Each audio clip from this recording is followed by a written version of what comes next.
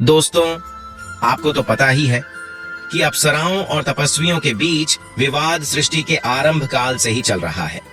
जब भी कोई ऋषि मुनि तप करने को बैठते थे तो अप्सराएं उनके तप को भंग करने के लिए वहां प्रकट हो जाती थी। इसमें कई बार मुनियों की विजय होती थी तो कई बार अप्सराओं की। वैसा ही द्वंद आज की इस कथा में भी होता है। हालांकि ऋषि कुंडू और प्रेमलोचा की तरह यहाँ 907 सालों तक तो नहीं चला, लेकिन इस घटना से कुछ नए कीर्तिमान अवश्य ही स्थापित हुए हैं। तो चलिए इस घटना पर विस्तार से प्रकाश डालते हैं कि दशकों तक अगर कोई विषय भोग करता है तो उसके क्या दुष्परिणाम हो सकते हैं। नमस्कार दोस्तों, स्वागत है आप सभी का हमारे YouTube में। दोस्तों, प्राचीन समय में चित्ररथ नाम का दिव्य एक वन था। वह वन अत्यंत ही रमणीय जान पड़ता था। इतना रमणीय था कि वहां पर स्वर्ग की अप्सराएं भी विचरण करने हेतु आया करती थी। वहां सदैव बसंत का मौसम रहता था, अर्थात उस वन में सदैव नाना प्रकार के पुष्प खिलते थे। उसी वन में महर्षि च्यवन के पुत्र महर्षि मेधावी तप कर रहे थे। वे बड़े ही शिव भक्त थे। संसार से विरक्त दिन रात वे अपने तप में लीन रहते थे। उस समय वे युवावस्था में थे और शरीर से अत्यंत हष्ट पुष्ट जान पड़ते थे। ऊपर से उन्होंने दंड धारण कर रखा था। आप मानो या न मानो, परंतु वे तो साक्षात कामदेव के समान प्रतीत हो रहे थे। एक दिन की बात है, रोज ही की तरह जब मुनि तपस्या में ध्यान लगाए थे, तभी उन पर अचानक मंजू घोषा नामक अप्सरा की दृष्टि पड़ी और उन्हें देखकर वह उन तेजस्वी मुनि पर मोहित हो गई। कुछ ही पलों में वह अत्यंत अधीर हो उठी। उसकी हृदय गति तीव्र तथा सांसें गर्म हो गई।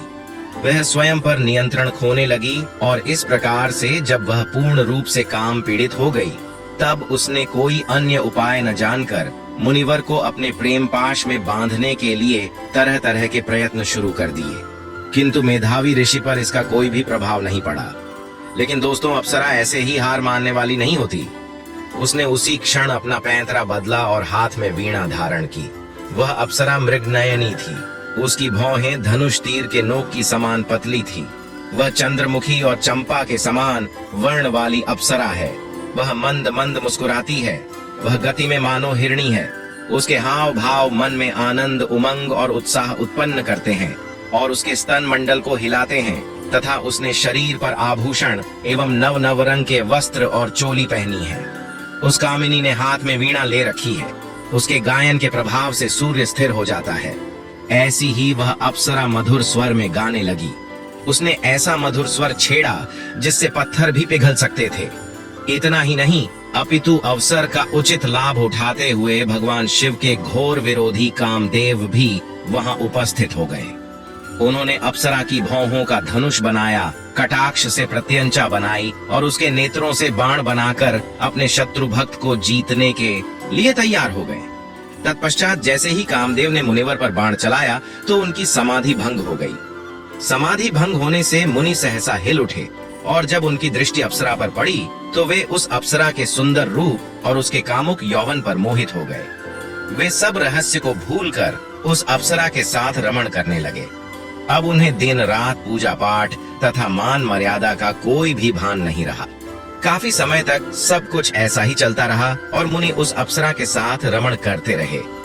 तब बहुत काल बीत जाने के पश्चात एक दिन अप्सरा ने मुनि से कहा कि हे मुनिवर, हे मुनि श्रेष्ठ, आपकी संगति में मुझे बहुत ही आनंद की अनुभूति प्राप्त हुई है। आपकी कृपा से मैंने जी भरकर भोगों का भोग लिया है, किंतु मुझे आपके साथ रहते हुए काफी समय व्यतीत हो चुका है। इसलिए हे महाराज, अब आप मुझे जाने की अनुमति दीजिए। तब अप्सरा की बात सुनकर ऋषि ने कहा कि हे मोहिनी, अभी इतनी जल्दी भी क्या है? तुम सुबह तक तो ठहरो, उसके बाद चली जाना। ऋषि के मुख से ऐसी बात सुनकर अप्सरा उनके पास रुक गई और उनके साथ रमण करने लगी, क्योंकि उसे भय था कि मुनिवर उसके जाने से क्रोधित न हो जाएं और क्रोध में आकर उसे श्राप न दे दे। इस प्रकार से दोस्तों, जब उन दोनों को साथ साथ रहते हुए फिर से काफी समय बीत गया, तत्पश्चात एक दिन पुनः अप्सरा ने ऋषि से निवेदन किया कि हे मुनिवर, हे विप्र, अब तो वाकई में बहुत समय बीत चुका है। सचमुच बहुत ही देर हो गई है। अपने जैसा कहा मैंने वैसा ही किया, किंतु अब और नहीं। कृपा करके अब आप मुझे जाने की आज्ञा दें। तब मुनि ने पिछली बार की तरह इस बार भी वही कहा कि हे रूपसी, अभी ज्यादा समय नहीं हुआ है, कुछ देर और ठहरो, सुबह चली जाना। तब अप्सरा ने कहा कि हे ऋषिवर, आपकी रात तो बहुत लंबी है, जो इतने वर्षों से समाप्त ही नहीं हो रही है। अब आप स्वयं ही सोचिए कि मुझे आपके पास आए हुए कितना समय हो गया है। तब अप्सरा की बात सुनकर मुनि को समय का बोध हुआ और वे गंभीरता पूर्वक विचार करने लगे। जब उन्होंने समय का गणित लगाया तो उन्हें पता चला कि उन्हें अप्सरा के साथ रमण करते हुए पूरे 57 वर्ष बीत चुके हैं। तब इतना अधिक समय भोग विलास में यूं ही व्यर्थ चले जाने पर मेधावी मुनि को बड़ा ही क्रोध आया। अब वे भयंकर क्रोध में जलते हुए उनके तप का नाश करने वाली उस अप्सरा की तरफ क्रोध भरे नेत्रों से देखने लगे। उनका शरीर क्रोध से कम कंपन होने लगा और इंद्रियां बेकाबू हो गईं तथा वे क्रोध से थर्रा उठा। मुनि ने कहा, मेरे तप को नष्ट करने वाली दुष्टा, तू महापापिनी दुष्ट, तूने बहुत ही दुराचारी ली है, तुझ पर धिक्कार है। जा, मैं तुझे श्राप देता हूँ कि तू अभी इसी क्षण पिशाचिनी बन जाए। तब इस प्रकार से दोस्तों मुनि के शाप असर दिखाया और अप्सरा तुरंत ही पिशाचिनी बन गई। वह मुनि के क्रोध से थर्रा उठी और मुनि से बोली, हे ऋषि श्रेष्ठ, मुझसे बहुत बड़ी भूल हो गई है और इसके लिए मैं क्षमा प्रार्थी हूँ। यदि मुझे तनिक भी इस बात का भान होता कि आपके साथ 27 वर्षों तक रुकना पड़ेगा और ऊपर से अंत में मेरा यह हाल होगा, तो मैं कदापि आपके पास नहीं आती। विद्वानों ने तो कहा था कि साधु की संगति बड़ी ही उत्तम फलदायी होती है और आपके साथ तो मेरे इतने वर्षों की संगति थी। चलिए, आप मेरी छोड़िए, किंतु लोगों के बारे में सोचिए। क्या कहेगा ये समाज जब उन्हें पता चलेगा कि एक पुण्य आत्मा के साथ रहने वाली एक अप्सरा पिशाचिनी बन गई। अतः हे मुनि, अब आप क्रोध त्याग कर मुझ पर प्रसन्न हो जाइए और कृपा करके इस शाप से मुक्ति का मार्ग बताइए। तब इस प्रकार से अप्सरा की बात सुनकर मुनि को अपने क्रोध पर अत्यंत ही गीलानी हुई। साथ ही साथ अब उन्हें अपनी अपकीर्ति का भय सताने लगा। फिर मुनि ने कहा कि तूने मेरा बड़ा बुरा किया है, किंतु फिर भी मैं तुझे इस श्राप से मुक्ति का उपाय बतलाता हूँ।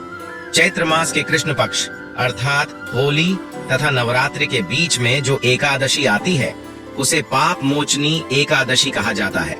उस एकादशी का व्रत करने से तुझे पिशाचिनी की देह से मुक्ति मिल जाएगी। और ऐसा कहकर मुनि अपने पिता चैवन ऋषि के पास चले गए। दरअसल शास्त्रों में चैवन ऋषि की व्याख्या का विस्तार से वर्णन किया गया है। उन्होंने एक ऐसा चैवन प्राश बनाया था जिसे खाकर मनुष्य सदा ही जवान रहता था। अतः मित्रों, अब आप अंदाजा लगा सकते हैं कि ऐसे पिता की दृष्टि से बच पाना किसी भी पुत्र के वश की बात नहीं है। मेधावी मुनि को देखते ही वह समझ गए कि यह जरूर कोई न कोई अनुचित कृत करके लौटा है। संभवतः इसीलिए इसके मुख पर ऐसी मलिनता दिखाई दे रही है। तब उन्होंने मेधावी से कहा कि पुत्र, तूने ऐसा कौन सा कार्य किया है जिससे कि तेरे सभी तप पर नष्ट हो गए हैं? बता मुझे, तेरा मुख इतना काला कैसे हो गया?